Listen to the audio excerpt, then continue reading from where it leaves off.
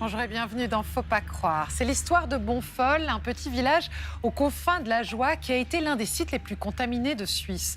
Aujourd'hui, un grand projet de mémorial porté par l'architecte star tessinois Mario Botta se prépare sur ces terres forestières. Ah oui, mais voilà, à l'heure du déboulonnage des statues et en pleine pandémie, faut-il vraiment investir dans un lieu touristique de ce type, un lieu de pèlerinage et de souvenirs, ou est-ce qu'il vaudrait mieux pas rendre ce lieu à la nature? Et quel sens cela a-t-il, au fond, d'ériger un mémorial à la terre?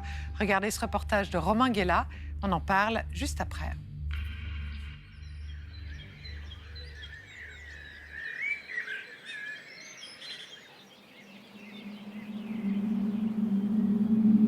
La forêt, c'est une question de verticalité. Quand on se balade en forêt, on est invité à avoir les pieds sur terre puis à regarder vers le ciel. Et pour moi, là, il y a quelque chose de l'ordre de ma spiritualité qui est profondément nourri dans ce lieu.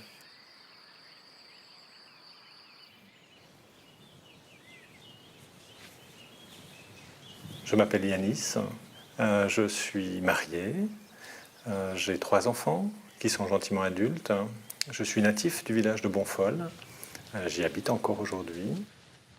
Je suis adjoint du vicaire épiscopal, je travaille au service de l'Église catholique pour accompagner le personnel.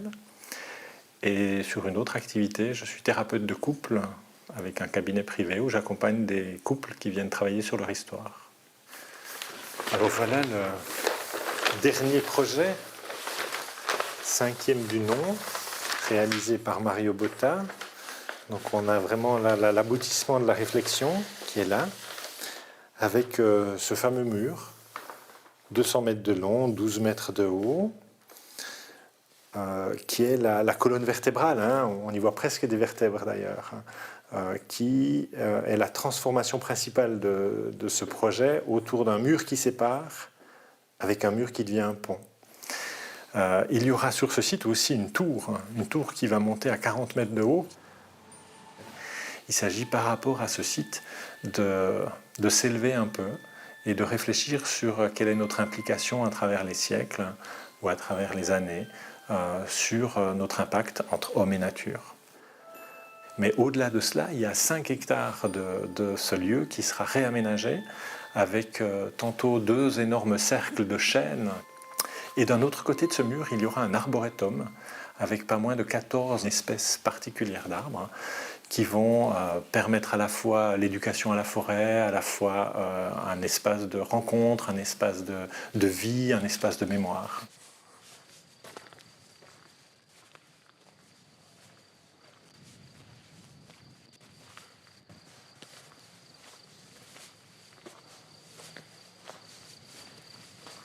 Ce projet, il nous rappelle en fait que cette terre n'est pas un héritage que l'on laisse à nos enfants, mais c'est justement un prêt que nos enfants nous font. À Bonfol, il y a énormément d'argile. Il y a une grande tradition de poterie. D'ailleurs, je crois même que l'origine du nom de Bonfol voudrait dire « où abonde l'argile ».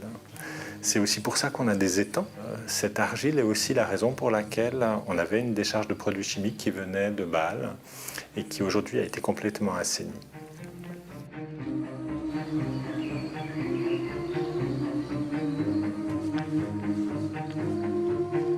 C'est une histoire de génie. Au début, on a exploité ce sol pour sa glaise. On est arrivé à un moment donné avec une grande baignoire d'argile.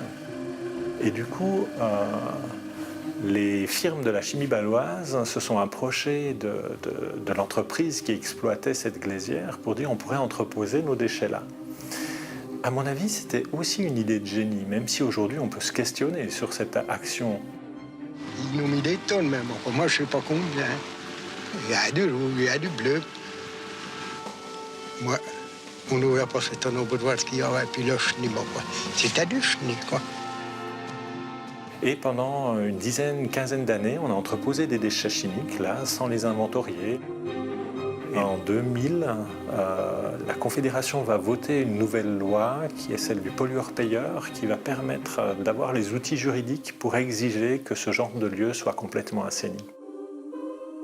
Il va commencer cet assainissement en 2010 et il va se terminer en 2017.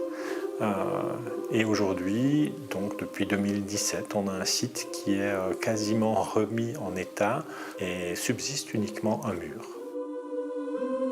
Et maintenant, on aimerait que cette histoire de génie continue avec l'impulsion d'un projet qui va faire mémoire de ce qui s'est passé ici. Parce qu'on est toujours plus intelligent si on se souvient de ce qu'on a vécu. Et voilà pourquoi Mario Botta a été sensibilisé à cela et a été d'accord de s'investir là-dedans. Bonfol, puisque moi je ne connaissais pas qu'il existait, Bonfol. Et j'ai vu, et il m'a plu l'histoire de Bonfol. Un petit village qu'il se donne pour une décharge. C'est un investissement à fond perdu. Oui. Le passé, il est quelque chose qui nous appartient. On peut l'oublier, on peut l'effacer, mais il est une réalité. Et donc, cette réalité, pour ceux qui veulent faire une réflexion, il est utile d'avoir quelques éléments d'appui. Et alors, c'est le rôle des, entre guillemets, des monuments. Il ne s'agit pas de faire un monument, là. Il s'agit simplement de récupérer quelque chose qui déjà il est là et le rendre plus civil, le rendre même plus beau et le transformer dans un nouveau paysage. Le projet en lui-même, je le trouve assez démesuré. Investir quasiment 9 millions de francs pour un mur-pont en béton, où je trouve que le béton n'a pas sa place en forêt.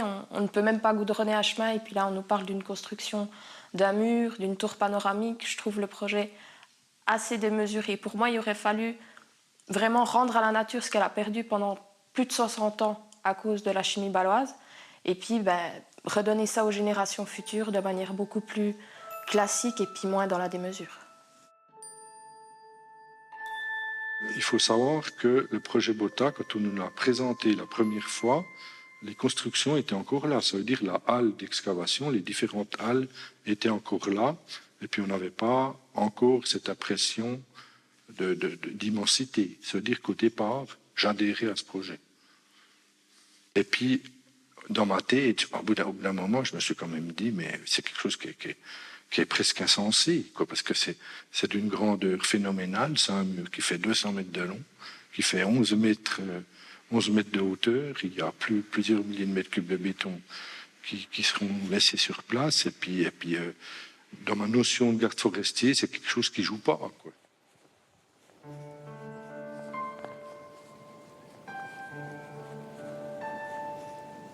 C'est un tourisme de mémoire, mais c'est un tourisme de mémoire d'un nouveau genre, parce que le tourisme de mémoire, on a l'habitude de le vivre par rapport à l'histoire, aux grandes guerres.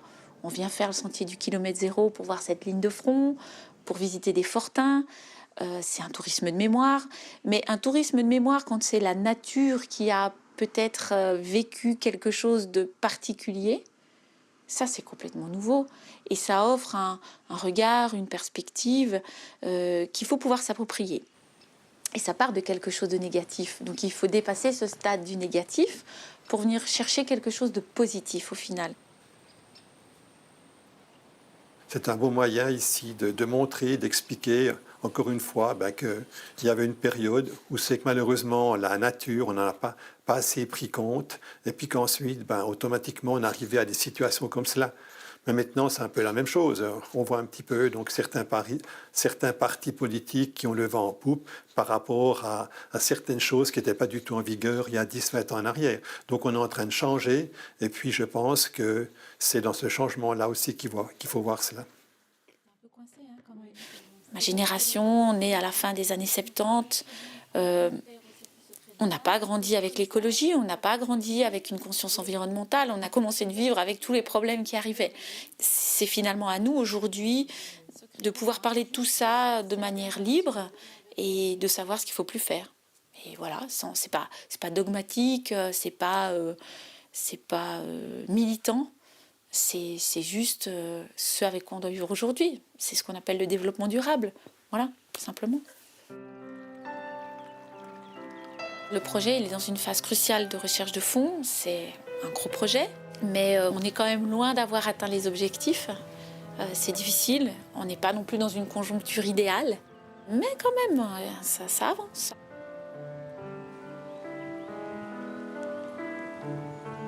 Ce qui me touche particulièrement aussi dans ce projet, c'est qu'il nous invite à la lenteur.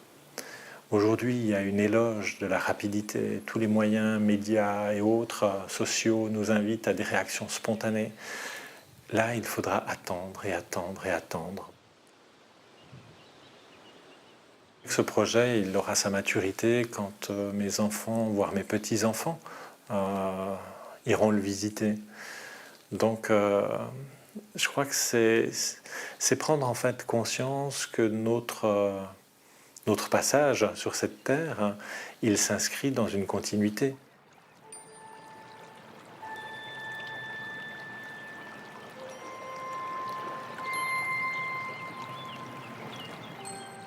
Bonjour Sophie Swatton.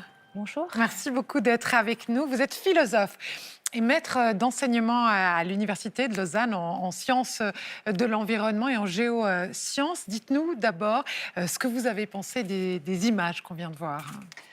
Alors, merci pour l'invitation. J'ai beaucoup aimé en fait le reportage. J'ai été surprise et touchée par les images. J'ai beaucoup aimé certains mots qui ont été employés. Le mot de verticalité, le mot de spiritualité, dès le début du reportage aussi, avec cette idée du dimension des arbres et de reliance. Donc ça m'a aussi touchée. De principe de pollueur-payeur. Donc, c'est-à-dire comment est-ce qu'on combine sur un même site et dans un même reportage des idées de spiritualité, de verticalité, puis en même temps de payer, donc de réparation, donc très matériel. Et puis le mot de démesure. Mesure de quoi? Qui dit des mesures, c'est des mesures de quoi? De conscience environnementale, qu'on n'a pas grandi avec une conscience environnementale pour une certaine génération. Donc voilà, en quoi un site peut à la fois être un lieu de recueillement, un lieu de mémoire, un lieu de réparation, et puis peut-être un lieu de transmission. Donc, c'est des choses que je trouve intéressantes et que je me réjouis de questionner avec vous. Alors, on va parler de tout ça ensemble. Mais d'abord, je vous accueille. Brigitte Sion, bonjour. Bonjour. Merci beaucoup d'être avec nous. Vous êtes experte en pratique mémoriale, en lieux mémoriaux de par le monde. Vous vous êtes vous-même rendue sur les lieux à Bonfol. Vous avez étudié ce projet-là. Comment est-ce que vous trouvez qu'il a été imaginé ou conçu, ce projet de la Brigitte Sion? La question qu'on se pose quand on voit un lieu de mémoire en gestation, c'est qu'est-ce que c'est qu'un lieu de mémoire? De quelle mémoire parle-t-on? Alors, le site de Bonfol a plusieurs couches de mémoire. Il y a d'abord cette carrière d'argile qui a été épuisée. Ensuite, il y a eu la décharge de la chimie baloise. Ensuite, il y a eu l'assainissement. Et puis aujourd'hui, il y a quelque chose d'autre. Et je ne suis pas très au clair sur le quelque chose d'autre. Quand on parle de mémoire aussi et de lieu de mémoire, on doit se poser la question: qu'est-ce qu'on va y montrer? Ce monument ou ce mémorial ou cette manière d'exprimer une mémoire du passé doit être lisible, doit être compréhensible, pas seulement pour la personne qui sait qu'elle va voir ceci ou cela, mais aussi pour le visiteur. Et moi, j'ai un souci de clarté, de lisibilité. Il me semble que ce site veut faire beaucoup de choses et que la mémoire, elle est un petit peu... elle est amenée très vite au début, mais ensuite, j'ai l'impression qu'elle passe un petit peu en fin de liste au profit de choses qui ne sont pas honteuses, comme le tourisme, comme le développement de la région, comme une sensibilisation à toutes sortes de choses. Mais je suis un petit peu sur ma faim sur les questions de mémoire. On va revenir sur la question de la mémoire, mais d'abord, Sophie Swatton, j'aimerais savoir ce que vous pensez de l'option qui a été prise finalement à la fin de la période d'assainissement 2016-2017. Comme ça, deux options se présentaient au village de Bonfol, soit laisser rendre le site à la nature, ou alors laisser une trace avec une œuvre. Et c'est cette option-là qui a été choisie. Est-ce que pour vous, c'est la meilleure des options? Alors, je n'ai pas prétention à répondre, savoir si ce serait la meilleure des réponses, mais en tout cas, je la trouve intéressante. Parce qu'effectivement, on aurait pu laisser la nature reprendre ses droits, ce qui semble faire sens si on défend l'idée de la nature qui va revenir, et c'est souvent quelque chose d'assez fréquent. Mais ce que je trouve d'intéressant, alors je ne suis pas du tout une spécialiste des mémorials, mais je trouve intéressant de rattacher à la fois à la nature, sans trancher forcément entre deux options, mais rattacher à la nature un site qui a été le témoin d'outrage à cette nature. Et je trouve que c'est important aussi, dans une période des fois un peu trouble, de rappeler ce qui a été fait, puisqu'il a été question de transmission, de conscience environnementale, de conscience écologique, mais d'expliquer peut-être. Donc si ce site, pour moi, à mon humble avis, a vocation à pouvoir expliquer ce qui a été fait avec la pharmacie, avec l'atteinte portée à la terre, et qu'est-ce qu'on a envie d'en faire pour le futur, je pense que c'est une option extrêmement intéressante qui peut montrer l'histoire d'un petit village, comment ce village s'est battu pour justement faire un lieu de résistance par rapport à une emprise, c'est un petit peu David contre Goliath, et donc montrer que ça peut être possible et comment ce lieu de résistance a pu accoucher d'une œuvre et pas simplement d'une décision de réparation juste sur un côté économique très important, mais peut-être donner lieu à une œuvre d'art mêlant art et nature.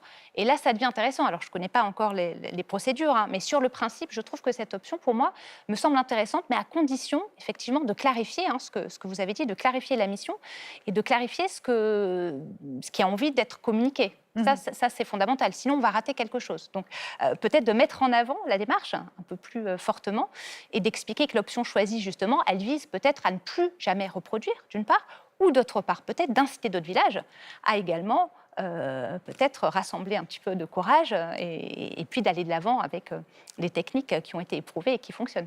Vous parliez, Brigitte Sion, du manque de lisibilité aujourd'hui de ce projet-là, de ce projet de land art qui est encore en recherche de financement. Mais est-ce que pour vous, bien sûr que vous êtes spécialiste de lieux de mémoire, alors c'est peut-être difficile de se dire, on va laisser ce lieu-là à la nature plutôt que de créer une trace ou de créer un symbole.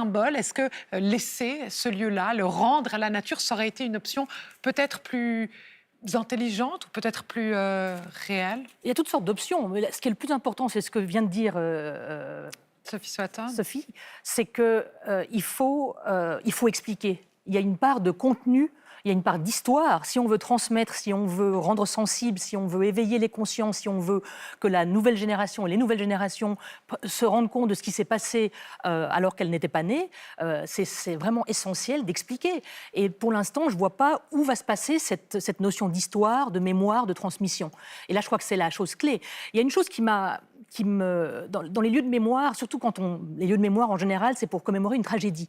Et il y a une véritable tragédie qui s'est passée à Bonfol. Il y a actuellement un reste de cette tragédie, tout à fait visible. C'est une cicatrice, on l'a vu dans le reportage. C'est ce mur éventré en béton. Il y a la partie armée du béton, ces câbles rouillés qui sortent. C'est quelque chose de très impressionnant. Il y a aussi la longueur et la hauteur de ce mur.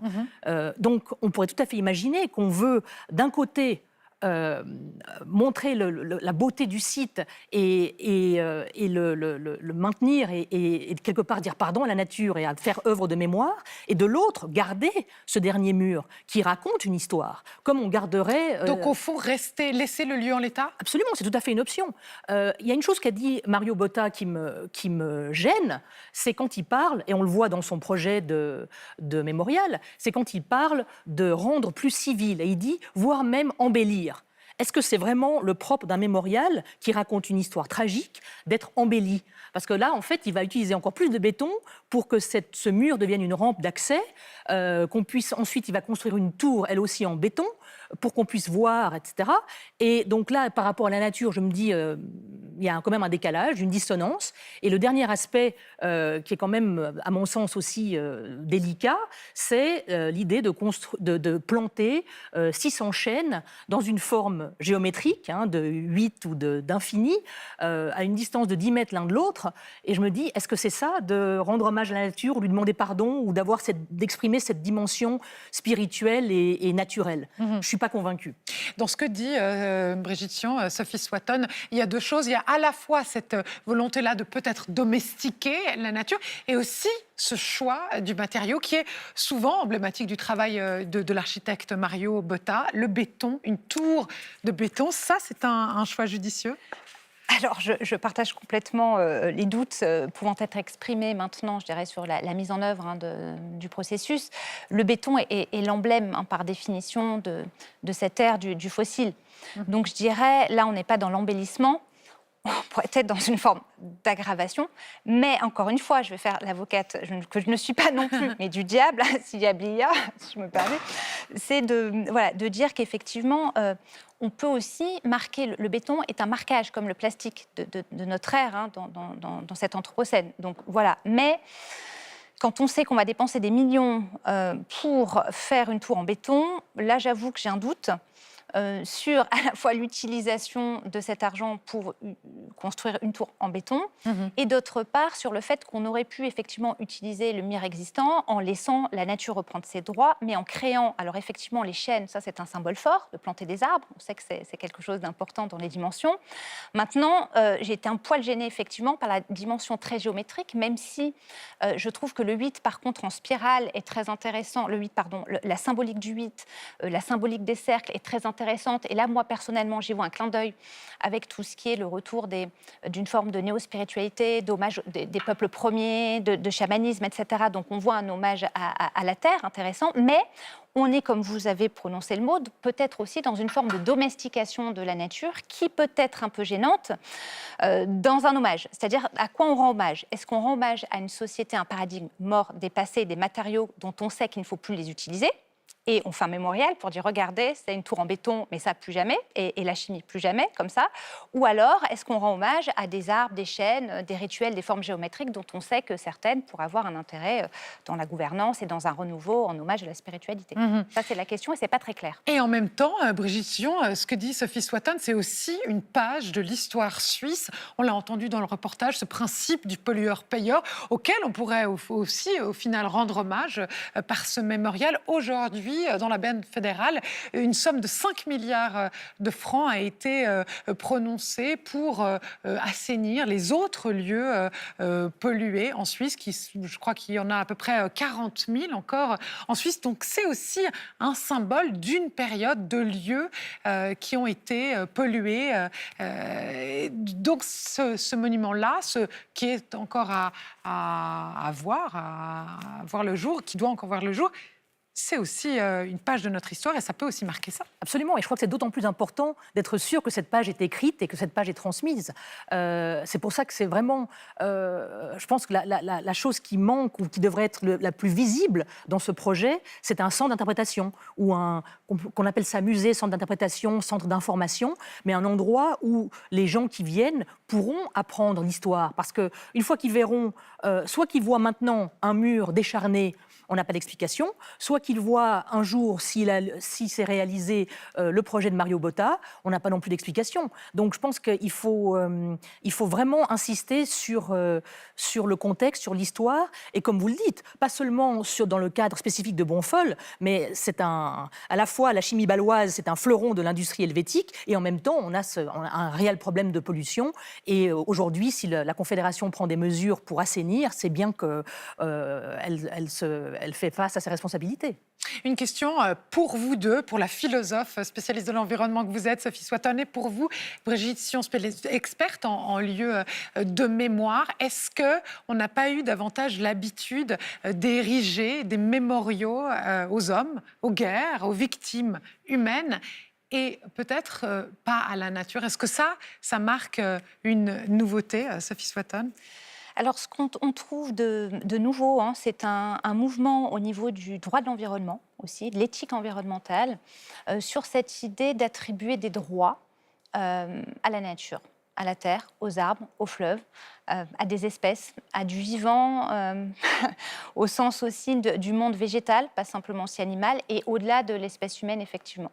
Donc ça, c'est quelque chose que l'on voit dans l'éthique, dans l'esthétique environnementale, dans cette idée de valeur intrinsèque de la nature, qui est belle en soi, et pas juste pour une fonction utilitaire, économique, d'utilisation de l'argile ou d'exploitation. Donc ça, c'est extrêmement nouveau. Et ça prend effectivement la forme, alors moi je connais moins les mémorials, mais peut-être plus la forme de défense au niveau du droit. On l'a vu avec le Gange, avec des fleuves, et on le voit beaucoup avec alors ça passe par le rachat, encore une fois, mais le rachat des terres sacrées pour des peuples premiers. C'est-à-dire c'est-à-dire de reconnaître une dimension de culture, d'attachement et d'importance dans un lieu hautement symbolique pour des peuples, des populations pour lesquelles c'est important. Et j'ai envie de dire, à ce titre-là, le Jura, ce que je trouve assez touchant, c'est que c'est une manière pour les Jurassiennes et les Jurassiens aussi de revendiquer dans ce village ce réattachement et cette réaffirmation d'un ancrage dans un lieu qui fait sens et qui est un symbole. Et personnellement, moi, ce que j'aimerais voir, c'est peut-être aussi des lieux de conférences gesticulées, enfin, je dis peut-être n'importe quoi, mais de l'art ou des festivals d'eux et du vivant, peut-être plus simplement que du béton qui peut encore figer. Donc, de voir comment ce lieu peut aussi être un lieu de rencontre, d'échange, de culture, de plein air, de festival, voilà, quelque chose peut-être de vivant qui rend hommage à cette nature comme droit. Brigitte Sion, un mémorial adressé à la nature, c'est une nouveauté? C'est complètement une nouveauté. C'est vrai que la plupart des mémoriaux, les quelques mémoriaux que je connaisse, qui sont liés à des catastrophes naturelles ou à des catastrophes naturelles causées par l'homme, elles commémorent d'abord les victimes humaines. Dans le cas de Bonfol, il n'y a pas eu de victimes humaines, en tout cas pas directement. Donc on peut penser au musée mémorial qui a été créé il n'y a pas très longtemps à Fukushima, à un petit mémorial à Bhopal, la catastrophe chimique de Union Carbide il y a quelques années. Il y a quelques mémoriaux très locaux quand il y a une marée noire ou des empoisonnements locaux, mais c'est très très limité. Alors c'est vrai que ce serait quelque chose d'assez extraordinaire qu'à Bonfol on veuille faire ce geste vis-à-vis de la nature et ce serait quelque chose aussi de très innovant. Voilà, encore une fois, j'ai des doutes sur le projet tel qu'il est, mais je pense qu'il y a une occasion à saisir, en effet, d'y réfléchir. Et l'idée, encore une fois, une question pour vous deux, et on va conclure avec cette question, l'idée finalement d'humilité, peut-être même de connexion avec la nature, quelque chose de l'ordre de la transcendance ou de l'humilité, c'est quelque chose qui fait sens pour vous, Sophie Swatton? Alors, ça serait une manière peut-être d'essayer de boucler modestement sur le reportage, puisqu'il était question de verticalité. Peut-être qu'il y a le terme d'horizontalité qui manque aussi. Et pour une spiritualité complète, on a besoin aussi de cette dimension aussi de contact avec le vivant, le non-vivant, peut-être quelquefois l'invisible aussi, et une dimension complète. Et vous, Brigitte? Oui, complètement. Si on parle de mémoire, il y a quelque chose qui est de l'ordre de l'esprit et qui est de l'ordre du ressenti, qui est de l'ordre de l'émotion. Et peut-être qu'on a besoin justement de cette chance d'avoir un lieu spécifique, d'y être, d'être venu, d'avoir l'intention d'être venu et ne pas être... et ne pas finalement être distrait par des constructions humaines. Je crois qu'il n'y a pas de honte à dire on va laisser les choses, on va faire quelque chose d'un peu modeste. Et si au contraire on veut faire un projet de type touristique, eh bien osons le dire. Il y a un peu de confusion en ce moment sur le projet. Merci à vous deux d'être venus. Il nous faut conclure. Quant à vous, eh bien, si vous voulez nous écrire, vous pouvez le faire sur nos réseaux sociaux, mais aussi à l'adresse fautpascroire@rts.ch.